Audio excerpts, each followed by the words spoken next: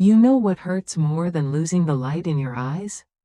It's when the child you poured your entire life into looks you in the face and says someone else's happiness matters more than yours.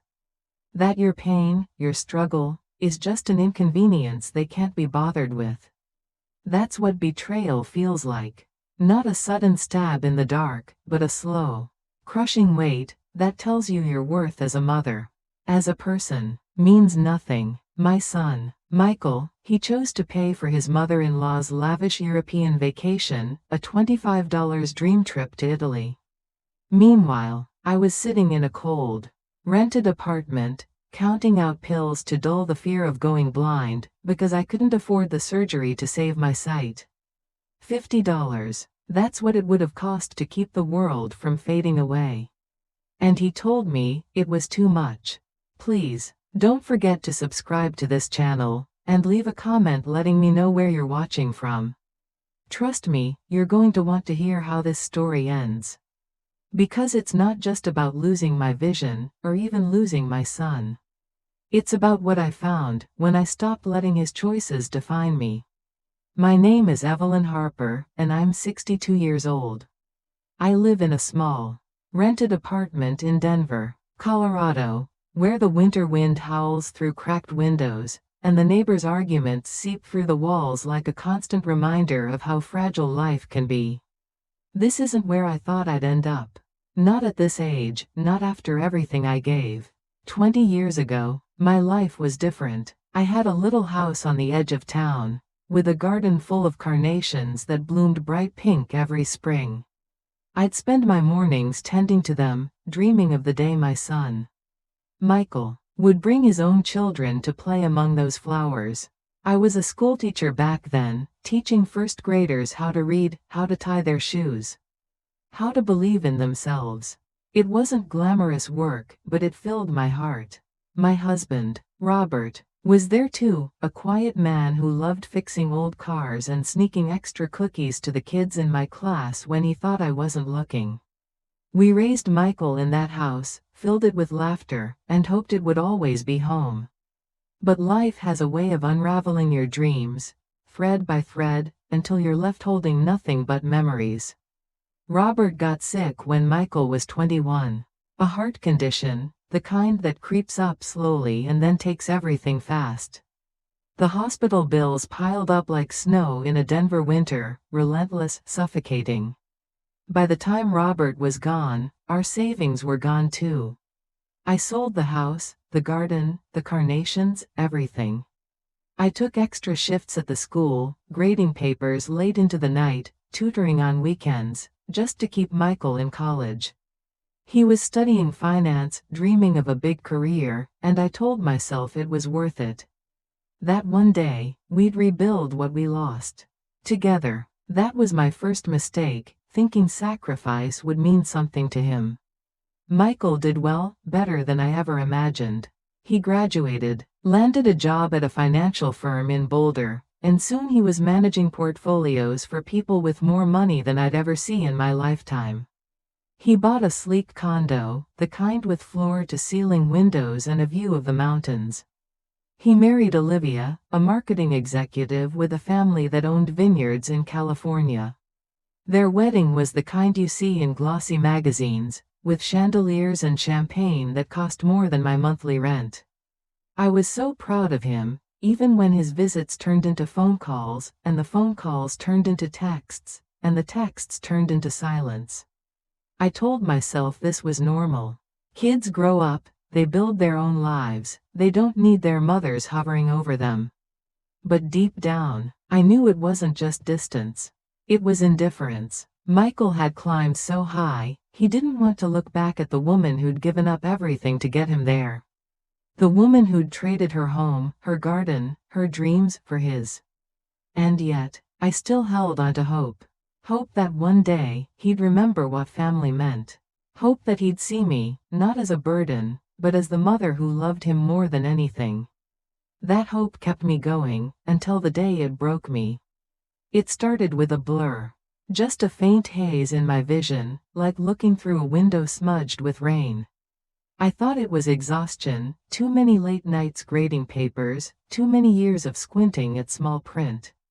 But then the blur grew, and the world started to fade. Colors dulled, faces softened. The words on my students' homework became impossible to read. I went to a free clinic first, because that's all I could afford. The doctor there sent me to a specialist, and that's when I heard the words that changed everything. Cataracts and macular degeneration. Without surgery, I'd be blind in a year. The surgery would cost $50. My insurance, if you can even call it that, would cover a fraction, but only after an 18-month approval process that felt like a cruel joke. 18 months? I could barely make out the numbers on my phone by then.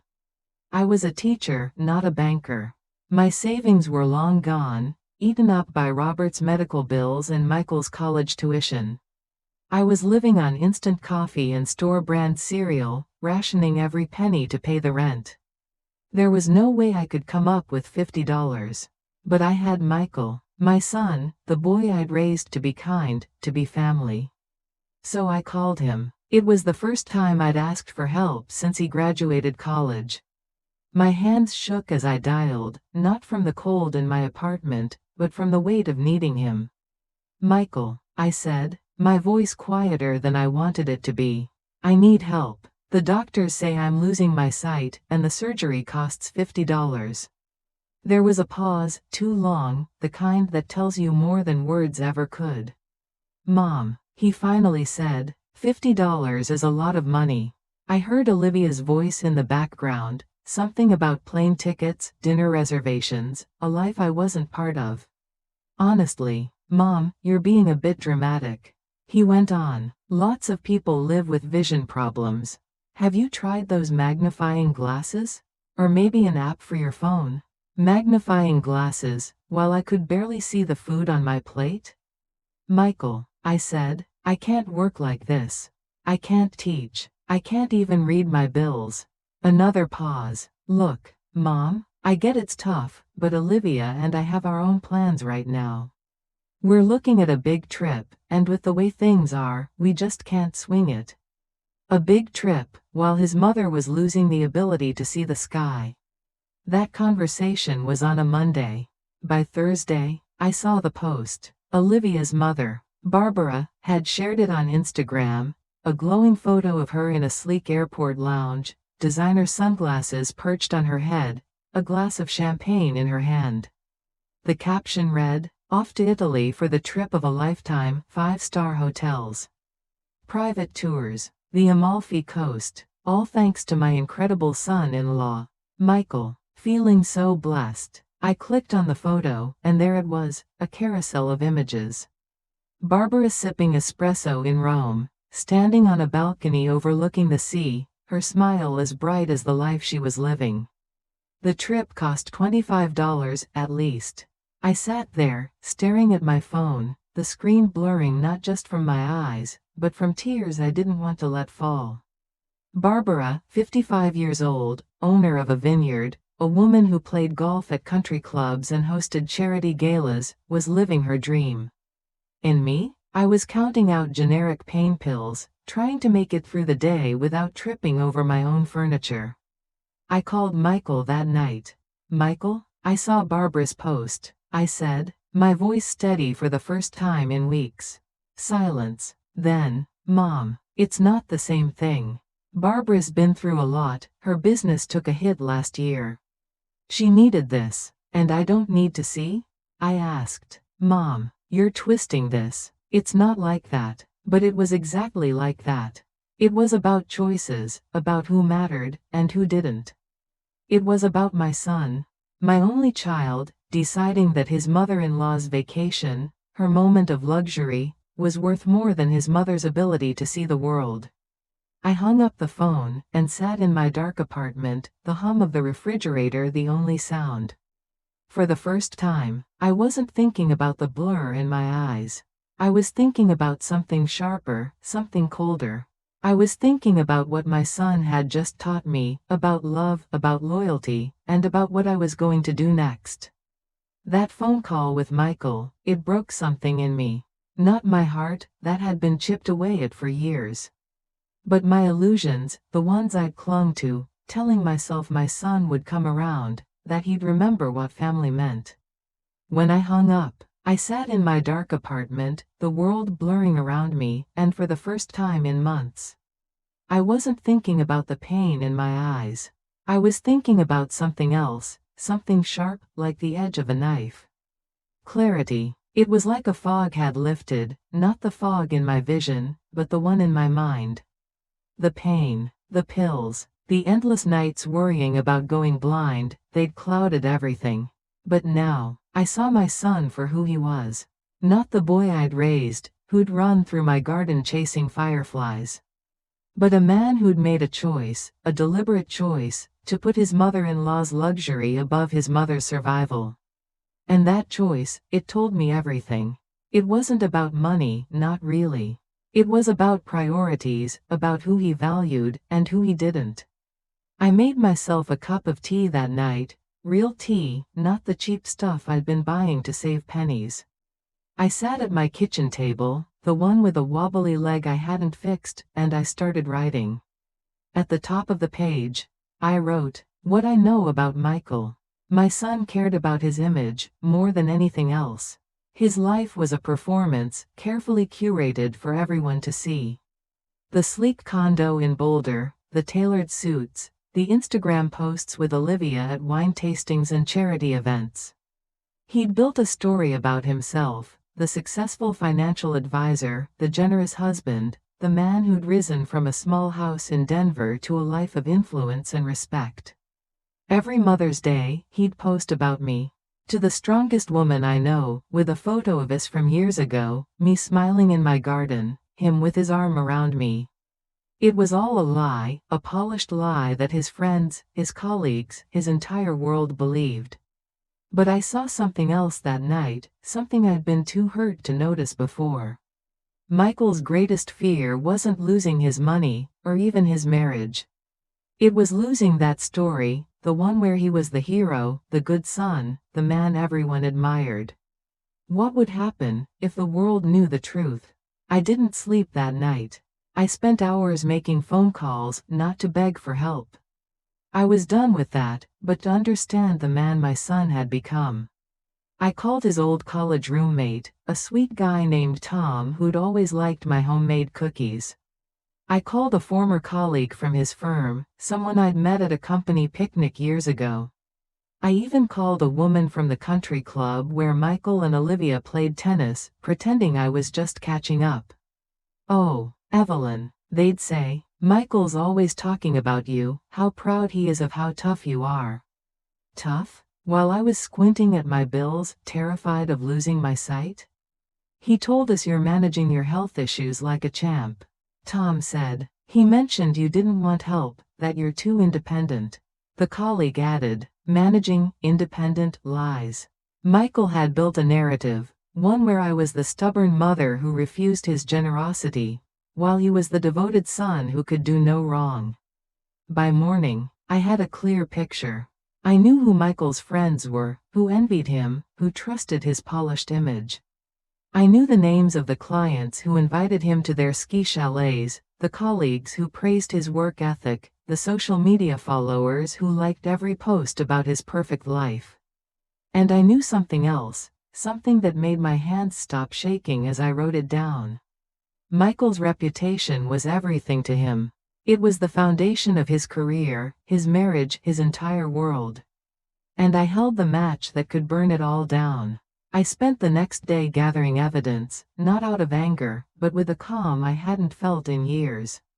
I saved screenshots of Barbara's Instagram, her gushing posts about the Amalfi Coast, her thanks to my incredible son-in-law. I pulled out my medical bills, the ones I couldn't pay, the ones that arrived in envelopes I could barely read. I found the email from my doctor, the one explaining how urgent the surgery was, how every month without it pushed me closer to darkness.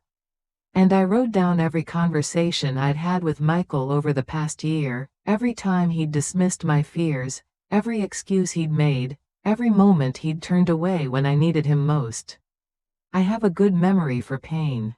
And I was ready to use it. I wasn't sure I had the strength to do it, not at first. Sitting there with my notebook, my pile of evidence, it felt like standing at the edge of a cliff. But then Clara walked in.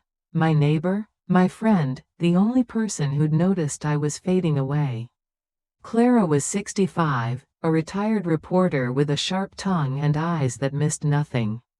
She'd heard me crying through the thin walls of our apartment building, seen me squinting at my mailbox, struggling to find my keys. "Evelyn," she said, standing in my doorway with a plate of homemade cornbread, "you look like you're carrying the weight of the world. Tell me what's going on." So I did. I told her everything, the doctor's warnings, the $50 I didn't have, Michael's refusal, and Barbara's Instagram posts from Italy, paid for by my son while I was losing my sight. Clara didn't interrupt. She just listened, her face hardening with every word. When I finished, she leaned back in her chair, crossed her arms, and said, "You know what makes me angrier than his selfishness? It's the lies. He's out there pretending to be a saint, while you're here, barely holding on." She was right. The lies hurt worse than the rejection. Michael wasn't just ignoring me, he was rewriting my story, making himself the hero, and me the stubborn mother who didn't need help. "What are you going to do about it?" Clara asked. I didn't answer, not because I didn't know, but because I wasn't ready to say it out loud. Clara made the decision for me. "I'm starting a GoFundMe," she announced, pulling out her phone before I could stop her. "And we're telling the truth, the whole truth." "Clara, no," I said, my heart racing. "You don't understand, this will ruin him." "Good," she replied, her fingers already typing. "Some people need to be ruined to learn what matters." "What's his full name?" "Michael Harper, right? And his wife's?" I could have stopped her, should have stopped her, but as I watched her type, something shifted inside me. A spark of anticipation, a feeling I hadn't known in years. Clara read the post aloud as she wrote, her voice steady, deliberate. "Evelyn Harper is a 62-year-old teacher who gave up everything to put her son through college. She sold her home, worked extra hours, sacrificed her dreams. Now she's losing her sight, and her son, Michael Harper of Boulder, chose to fund his mother-in-law's luxury vacation instead of her surgery. Help Evelyn see again. Show her what real family looks like." She attached the proof, screenshots of Barbara's Instagram, my medical bills, the doctor's email warning of permanent blindness. "Clara," I whispered, "this will change everything. It's about time," she said, and hit publish. Within an hour, the post had 40 shares. By evening, it had 400. By the next morning, it was everywhere, shared by mothers who'd given too much, by children who'd felt abandoned, by strangers who saw their own stories in mine. The donations started small, $5, $10, $20. But they kept coming, from people who understood what it meant to be cast aside, to be forgotten by the ones you loved most. The comments were relentless, everyone mentioning Michael by name. How could a son do this to his mother? What kind of man chooses a vacation over her sight? My phone buzzed all day. Michael's number flashing on the screen. I didn't answer. Not yet. I wanted to watch the fire spread, to see how much of his perfect life would survive the truth. And then, the twist. 3 days after the post went viral, Barbara posted again. Not another photo from Italy, but a long, public statement on her Instagram, the same account that had bragged about her trip. "Michael Harper is not who he seems," she wrote. "He's a hypocrite, a man who begged my family for loans to fund his lifestyle, who used my daughter to climb the social ladder. I'm ashamed to have called him family." I read it twice, stunned. Barbara, the woman Michael had spent $25 on, was throwing him under the bus. She wasn't defending her vacation, or her daughter's marriage. She was saving herself, distancing herself from the scandal, painting Michael as the villain to protect her own reputation. The comments exploded, thousands of them, calling Barbara a hypocrite too, but the damage was done.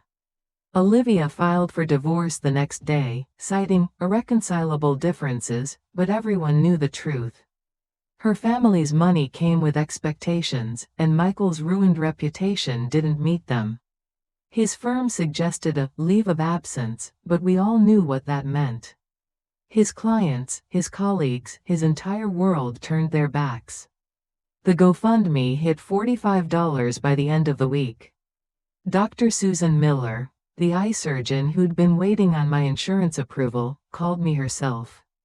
"Mrs. Harper, we have an opening next week," she said. "Money makes miracles happen, doesn't it?" I laughed, a real laugh, the kind I hadn't felt in years. The surgery was scheduled, and the media frenzy only grew. Local news picked up the story first, then national blogs, then a podcast about family betrayal that got 500,000 downloads. Every article, every post, every comment mentioned Michael's name, his choices, his lies. He called me 30 times in 2 days, left voicemails begging me to stop the posts, to call off the reporters. "Mom, please, you're destroying me." I didn't answer. I wasn't destroying him. He'd done that himself, the moment he chose Barbara's vacation over my eyes. The surgery went perfectly. When I woke up, the world was sharp again, colors so vivid they almost hurt. I could see the sky, the mountains, the faces of strangers who'd believed in me. And I could see something else too, the truth about my son, and the strength I still had left. The surgery gave me back my eyes, but it was the weeks that followed that gave me back my life. When I woke up in the hospital, the world was so clear it almost felt like a dream. I could see the blue of the nurse's scrubs, the soft lines of Clara's smile as she sat by my bed, the mountains outside my window. Sharp against the sky, for the first time in years, I wasn't afraid of the dark. But seeing again, that was only part of the healing. The real work, the kind that stitches your soul back together, started at a community center in Denver, in a support group for people recovering from life-altering surgeries. That's where I met James. He was 68, a retired baker with hands that still smelled faintly of cinnamon, even after months in a hospital bed recovering from heart surgery. James had kind eyes, the kind that looked at you and really saw you, not just the surface, but the weight you carried. He'd had a heart attack the year before, one that nearly took him, and he was relearning how to walk. How to live, how to trust his body again. We started talking one afternoon, sitting side by side in folding chairs, sharing stories about the things we'd lost.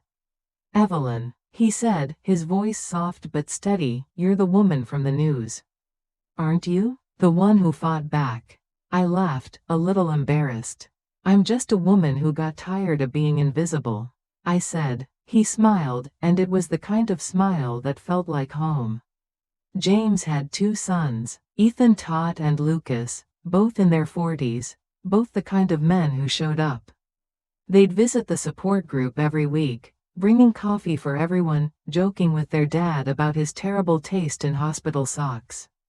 One day, Ethan brought his kids, 2 little girls with pigtails and crayons, who decided I was their new favorite person. "Miss Evelyn, the youngest," Mia said, holding up a drawing of a sunflower, "this is for you. It's your garden, my garden, the one I'd lost years ago, now alive in a child's scribbles, taped to my fridge like a promise." They called me Grandma Evelyn before I could even process it, and something in my chest, something I thought was gone forever, started to bloom again. Michael tried to reach me, of course he did. His calls came like clockwork, voicemails piling up, each one more desperate than the last. "Mom, please, I know I messed up. Just talk to me. Mom, everything's falling apart. Olivia's gone, my job's gone, I need you." I listened to every message, not because I wanted to forgive him, but because I needed to hear how far he'd fallen. He sent an email too, long and rambling, full of apologies that felt more like regret for his own losses than for mine. "I never meant to hurt you," he wrote. "I was just trying to keep everyone happy. Everyone except me." I didn't reply. I deleted the email, blocked his number, and turned back to the life I was building, the one where I wasn't invisible anymore. James and his family, they were different. They invited me to Sunday dinners, to birthday parties, to quiet evenings where we'd sit on Ethan's porch and watch the kids chase fireflies. It was the kind of family I'd dreamed of when Michael was young, the kind that shows up, not just when it's easy, but when it's hard. One evening, at a picnic in the park, James took my hand. His sons were there, their wives, their kids, all laughing and eating watermelon under a string of fairy lights. "Evelyn," he said, his voice shaking just a little. "I know you've been through hell. I know you've got every reason to guard your heart. But my family, we love you. The kids already call you Grandma. And I want you to be part of us. For real." He pulled out a small box, a simple silver ring inside, no diamonds, just a band that felt like a promise. "Will you marry me?" he asked. I looked at him, at his weathered hands, his kind eyes, at the family behind him. Smiling, waiting. "Yes," I said, my voice breaking. "Yes, I want to be part of this." The wedding was nothing like Michael's, no chandeliers, no champagne that cost more than my rent. It was in a park, under an oak tree, with Ethan and Lucas as groomsmen, and Mia scattering flower petals with so much enthusiasm she tripped over her own feet. Clara was there, of course, grinning like she'd planned the whole thing. When James slipped the ring on my finger, I didn't just feel married. I felt chosen, seen, loved in a way I hadn't been in years. Michael wasn't there. Neither was Olivia or Barbara. I didn't expect them to be, and I didn't care. Because I wasn't alone anymore. I was surrounded by people who'd shown up, who'd stayed, who'd reminded me what family could be. Michael's last voicemail came the day before the wedding. "Mom," he said, his voice flat, defeated. "I saw the news about your surgery, your engagement. I'm happy for you, really. But I'm losing everything. Please, just give me a chance to make this right." I saved the message, not out of love, but as a reminder. A reminder that his pain wasn't my responsibility anymore. That I'd spent too many years trying to save a son who didn't want to be saved, who'd chosen someone else's happiness over mine. I deleted the rest of his messages, and walked into my new life, eyes wide open, heart finally free. I'm 62 now, living in a house filled with the smell of James's baking and the sound of his grandkids laughing in the backyard. We have a garden again, not like the one I lost, but better, because it's ours. I plant carnations every spring, and Mia, my little artist, helps me water them, her small hands tugging at my sleeve, calling me Grandma Evelyn, with a grin that lights up my world. James and we take walks in the evening, hand in hand, watching the sun set over the Rockies. Sometimes, I catch myself staring at the colors, the pinks, the purples, so vivid now that my eyes are healed. I'm not just seeing the world again. I'm living in it, surrounded by people who chose me, who show up, no matter what. Michael's life, it's not my story anymore. I heard through Clara, who always seems to know everything, that he moved to Seattle. He's working for a small financial startup now, making a fraction of what he used to. His condo in Boulder, it's on the market, unsold, the mortgage eating away at whatever's left of his savings. Olivia remarried, to a tech investor she met at one of her family's vineyard events. Barbara was in the wedding photos, her smile as bright as ever, posing with her new son-in-law, the one who fits her idea of success. The irony isn't lost on me. Barbara, the woman Michael spent $25 on, turned her back on him the moment his reputation crumbled. Just like he turned his back on me. I don't feel anger anymore, or sadness, or even satisfaction. I feel nothing for him, because I've learned what family really means. And it's not him. Here's what I know now, what I wish I'd known years ago. Family isn't blood, it's not obligation, it's not a debt you think you're owed. Family is the people who stay, who show up when you're at your lowest, who see you when you feel invisible. Love isn't something you demand, or something you deserve just because you exist. It's something you earn, through your choices, your actions, your willingness to put someone else's needs above your own. Michael made his choices, and I made mine. He chose image over truth, convenience over compassion, a stranger's approval over his mother's sight. I chose to stop hiding his lies, to stop protecting him from the consequences of who he is. I didn't destroy his life. I just let the world see it for what it was. So that's my story, the story of how I learned to let go, to find a family that loves me, and to see the world again, in every sense of the word. Now I want to hear from you. What would you do, if you were in my place? If the person you loved most chose someone else over you? Leave a comment below, tell me where you're watching from, and share your thoughts. Don't forget to subscribe, because there are more stories like this, stories of breaking free, of finding light after the dark. Thank you for listening, and for reminding me that I'm not alone.